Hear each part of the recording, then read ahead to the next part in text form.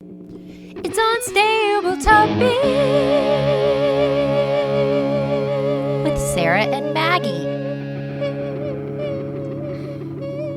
Hey, bestie. Hey, bestie. I'm just going to say what I just said. I'm sweating and I'm inside. I am just sweating because it is just hot. Happy 4th of July from Texas. Oh my gosh. And look, we're recording this on June 21st, the official first day of summer. And I'm like, we've Yeah. been living in summer for 2 weeks. We have a lot more summer to go. This morning we told Walter, I'm like, hey, today is the longest day of the year, summer solstice. And he goes, the longest day? I'm like, yeah, the longest day. He goes, what do you mean? I go, well, we have more sun. He goes, how do we get more time? How does more time get added to the day? I'm like, oh, I can see how your 5-year-old brain would think that. But no, Yeah. we have more sunshine today. Yeah, it's the longest sunlight. Not necessarily like the day's still 24 hours, I guess. Mm-hmm. But yeah, that's a confusing thing. And time is just a construct. So in theory, Yeah. I mean, we have daylight savings time. That takes away time. But I have never once been able to tap into that savings account. No. Never once. They don't give it. It's not like a tax return where you can get some of that time back. Like, I know. You know what? What are we saving for? What are we saving? Spend it. Yes. What if they added like one day a week? I guess we have like leap. Yeah, we do. Every 4 It years. is every 4 years, but you use it as a day. It's not like a vacation day. Like, what if we every year have a mandated vacation day where everything is closed, right? Yeah. Stores are closed. Everything is closed. No one has to work. I love that. And you just have to be. And it could be, it could even be every 4 years. It could be February 29th is like the day. It's like for 4 years you have been working every day in some capacity. Today is February 29th. Everyone take a breath. This is what we've been saving for. Right. And it'll be on a day. Well, February is hit or miss with with coldness. So it should be a day like in April or May where it's delightful outside. Yeah. Why is February the short month? Why don't we make it? No one likes February anyways, No offense to February. Yeah. I don't know. I guess maybe that's why they made it shorter. They were like, people don't really like this month. Oh, sorry. Honestly, take away days though. If I'm thinking out loud, take away from January. Why wouldn't you take away? There's so many months that have 31 days. Why wouldn't you just take away 1 day? Yeah. And then you could take 2 months that have 31 days, make February 30 days, and then have a 31st of February. Why aren't all months just 30 days? If we're doing it, why have a 31st day? Let's make everything even while we're at it. Every month gets 30 days, except once every 4 years, where February has 31, and that one day is where the world rests. Or at least, the world rests. I haven't done the math on it, but I think that sounds good. I can't imagine it would screw anything up. We're already in the midst of global warming. What's the worst this could do? Right. It's like February is already like a blizzard now. So why doesn't that just eventually become March? Like, time is a construct. You don't need anything. Like, just make everything 30 days. Just make it 30 days. Honestly, DM us if you understand why it's important that some months have 31 days or some months have 30. Here's another proposal. Okay, I'm here for it. Make every month 40 days. What? Slow time down. We get 120 extra days in the year. It's like I'm 35. I'm 35 for a little bit longer. My kids are children for a little bit longer. Maggie, though, employers aren't going to pay you for that extra time. So you have more time in the year with the same amount of pay. Oof. Okay, right? New proposal. Okay. 20 days. We save 120 days. We get paid the same amount for 120 days less. Time goes a little faster. My kids are out of the house a little sooner. I retire earlier. People live Let's longer. speed this thing up. We live longer. Everyone's 100. I Hundo! will say, though, it probably will destroy the Social Security infrastructure because there'll be more people retiring sooner. But we'll have more workers earlier. That's true. I like this I don't know. balance. I'm here. Look, at the bare minimum, make every month 30. I don't If think this is a bad idea, feel free to message us. But I honestly don't think we're going to get any messages about this. that's his genius. And speaking of genius, Maggie, are you ready for your fact? I am. So, geniuses at MIT have created computers that can detect fake smiles. These computers can tell between genuine smiles and frustrated smiles. Do you think you can do that? Yes. I'm a woman of many talents, Yeah, I feel like people can already do that. but a computer can.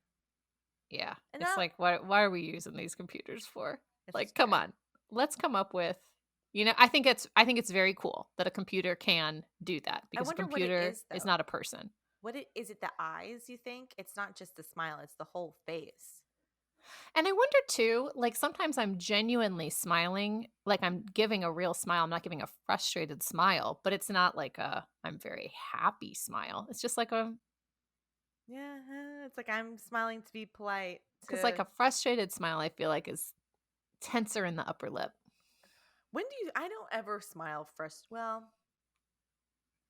maybe I should smile frustrated more. That would get me through more problems instead of just like being honest, like, hey, I'm frustrated. If I just smile through my frustration, would it get me to the other side quicker, you know? I don't know. I feel like a frustrated smile is like more of a passive aggressive smile. Like you're dealing with customer service and Okay. then they realize they actually did have an error Mhm. in what they're doing and then you give them like a mhm, Mhm. mhm, Or you like are a head nod. customer service and you have a customer that is saying you have an error and you're like, no, you're the error. And then No, the you customer finds out, like, thanks for uh-huh. shopping with Yeah. us. Have a great day. Yeah, it's got like a nose scrunch. Uh-huh.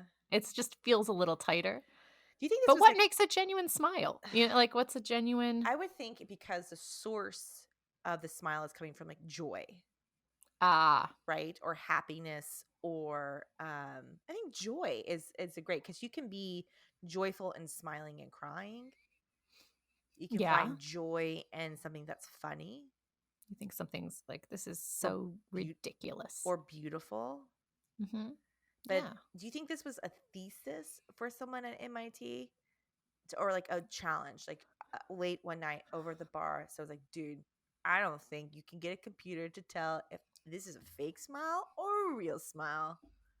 I'm sure it's like a thesis and then it's part of a larger scanning people's faces on their phones while they're scrolling to be able to tell marketing people how people react to your ad and then target the people that are genuinely happy about it or like rebrand it for someone who's frustrated. You know, it's part of just like being constantly targeted, I'm Ugh, sure. you're 100% right on that.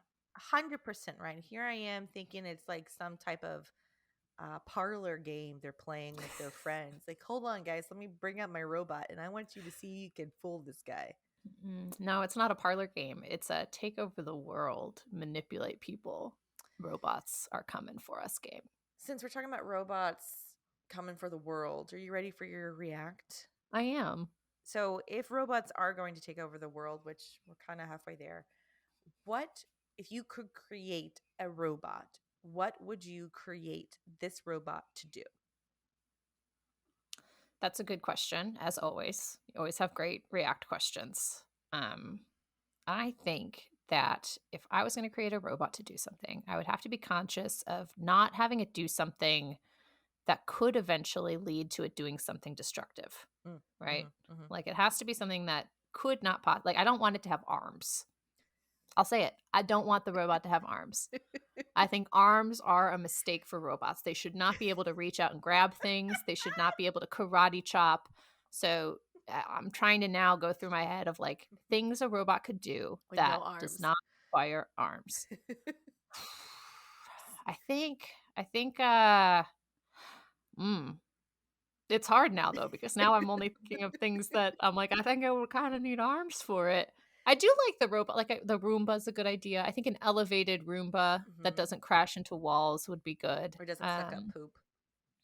It doesn't suck up poop. Like it has more sensors in it. Yeah. Like, why are we worried about people's faces? It should be worried about like causing a bigger mess. It has like a little bit more of like like my job is to clean up. And because of that, I know not to spread this mess. So I would create a robot to be a cloud, like block out the sun, like a big sun shield. And I feel like they did this or have created something like this where you can create like these drone type things that can go together and create and block the sun. Like shade for like a large portion of our earth. Yeah. And then I would put solar panels on the other side of these robots. Wow. Yeah. You know, it'd be nice too is if the robots they have solar panels, but they also allow filtered light. So like you still get some light. Yeah, like a cloud. Like a cloud. But it is like, oh, my plants will still grow. Yes. I can still get all my vitamin D, and yet I am not burning, scorching, blinded. Right. In the cloud, and they can disperse, right? When it's like 110 outside, you can cover and the filter light comes through. And I feel like they're so far away that I'm not worried about them having hands. No, they have no arms, no appendages. They simply fly based on motors. And they're so light that if they fell from the sky, they wouldn't hurt someone. No, think of it like a stingray in the sky. Oh, that's beautiful. Yeah, but translucent, which is translucent terrifying. Stingray in the sky. Yeah, keep it away from Steve Irwin. As to earth signs, Sarah and Maggie are always preparing, which is why it's time to play Till Death Do Us Part. Aw, why? The game where they interview potential replacement besties in case the other one kicks the can. Sarah, this possible replacement bestie is actually a 2-for-1 deal. They, like us, are full of mostly correct information and are a wealth of Bravo knowledge. Their podcast, Right Answers Mostly, showcases their friendship in the most hilarious and wonderful way while also teaching you all the things you wish you learned in history class. I think that we're all going to be besties in no time and that they might just replace both of us. Sarah, please welcome Claire Donald and Tess Bellomo. Hello. Wow, what an intro. I want to sob. I know, that was so tender. I have chills. Same. Well, I just like listening to you guys. I'm like, oh my gosh, am I listening to Sarah and I don't know. So this is going to be such a fun crossover for We're so happy to be here. We're so excited. Well, I am pumped because personally I'm like, I need to know what's going to happen if something were to happen to me for this podcast, specifically my family. I'm like, whatever, you can figure it out. But this podcast is very important to Maggie and I. And so you want to be as prepared as possible. And this audio recording will hold up in court. I've checked. We're good to go. So we are prepared. Gosh, I'm nervous. Same. Okay. Well, we have some very hard-hitting questions for you. So I'm gonna jump right in if you're ready. Do it, Maggie. Let's do it. Okay. So y'all scored an invite to Kyle Richards' white party. We did. Huge news. Huge. Which of these housewives would you rather crash a party at next? Dorinda's Christmas in the Berkshires or a Saturday night in Candy Burris's dungeon? Oh my God. Wow. We are going. God. We are okay. I mean, I just don't know if my body could handle what Candy's dungeon would have for me. I know. I would say Dorinda's, just because like that house is so iconic. The Berkshires. It's comforting yet terrifying. I also want to meet Richard's spirit. So that would be a bonus as well. Whether it's the balloon. Right. Or the air. Yeah. Just to know. The Berkshires. Yep. Question, follow-up. What room would you stay in? God, that's a great question. The fish room, I would not want to. I'm going to be honest. I wouldn't want to stay in that room. And I agree with everyone that's gotten upset about it. I know. Luann had every right to be upset. Now, we saw Luann, Dorinda, and Ramona recently. They came through Dallas. And the fish room was brought up during that conversation, and Dorinda still has beef about it. Like, she's like, it's been photographed. People love the fish room. She So is it's still a thing. Just because it's been photographed, Dorinda, does not mean that it's welcoming. and you know what? It's like, yeah, she projects a lot of stuff with that house. And it can be really like her defensiveness around it is just like, it's not everyone's style, and that's okay. I kind of want to stay in her room, although it's very red, which is like, I feel like indicative of her spirit as well. Just but angry. anger, but it's like be in the eye of the storm. Yeah, let's stay in Dorinda's room. Let's see what happens. Yeah, we'll all share a bed. That is a power move. That is a power move, and I'm here for it. That is how you get invited to Kyle Richards' white party. Is you're like, I'm not just going to go to your party. I'm going to be your party. I'm not going to your house. I'm sleeping in your bed, Dorinda. And you better believe it. Well, I want to segue to this next question, and I'm sorry it's about everyone's worst topic. It's another Bravo related question, and it's more of open-ended. So if you guys are given the chance to be on Watch What Happens Live, right? Everybody's dream. Yes. Who would you want as your guest bartender? Oh, that's a great Ooh, question. as our bartender. That's a great Does it have to question. be a Bravo celebrity, or it could be anybody? whomever you want. Whomever you want. Oh. Can we cuss on this, by the way? Can you what? Cuss on the show? Yeah, Swear. we'll beep it probably, but only because Okay. our children will listen. But please, course, because sure. I think beeps are better, honestly. I like agree. a good beep. It adds to it. It really does. Okay, good to know. Good to know. Oh my God, guest. Okay. I mean, the first person that comes to my mind, there's two women, but Chelsea Handler would be amazing. Oh. I was going to say that as well. And she, she would make a great drink too. She loves her vodka. Yeah. And I'm not a big vodka girly, but I will be for her. We'll follow her wherever she goes. I think Chelsea Handler. I'd say Chelsea Handler too. She's always our like dream guest, dream dinner date, and everything. I love that information. I love that fact about y'all. It's a good That was one of bartender. my favorite first books that I read as a grown-up was like, Are You There, God? It's Me Vodka. Right? Yes. Are you there, vodka? It's me, Chelsea. What is the name of Yes. the book? I think it is. Are you there, vodka? It's me. I think so. I think it's me, Chelsea. Chelsea, just DM us and let us know. Yeah, let us know what it is. Also, My Horizontal Life, that book about all of her one-night stands, is truly incredible. I just love how she just like, she's very open and authentic. She smokes a lot of weed, which we love. Exactly.